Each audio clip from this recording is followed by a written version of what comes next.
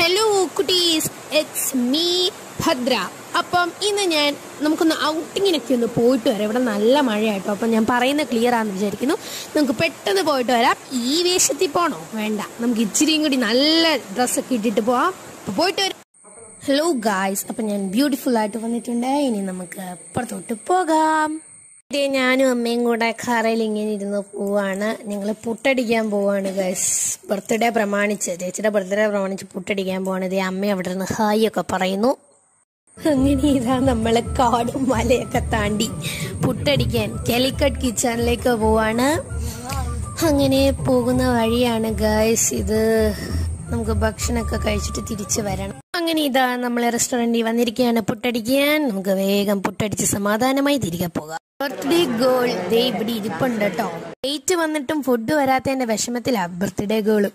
Variety കഴിക്കണം, അടിച്ചു പൊളിക്കണം എന്ന് വിചാരിച്ച് പോയ ഞാൻ വെറും ബിരിയാണിയെ നോക്കിയിരിക്കുന്ന രംഗമാണ്. അങ്ങനെ അതാ കാത്തിരിപ്പിന്റെ അവസാന നിമിഷം ബിരിയാണി വന്നു.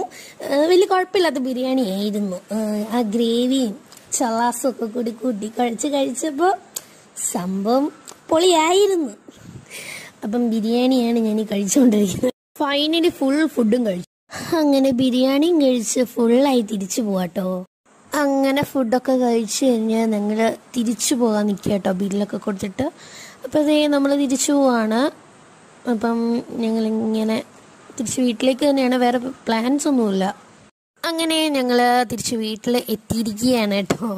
അപ്പം നേരത്തെ പറഞ്ഞ പോലെ ബിരിയാണിയൊക്കെ വലിയ കുഴപ്പമില്ലായിരുന്നു, നല്ലതായിരുന്നു. അപ്പം നമ്മുടെ വീഡിയോ ഇത്രയേ ഉള്ളൂ. എല്ലാവർക്കും ബൈ ബൈ, ടാറ്റ.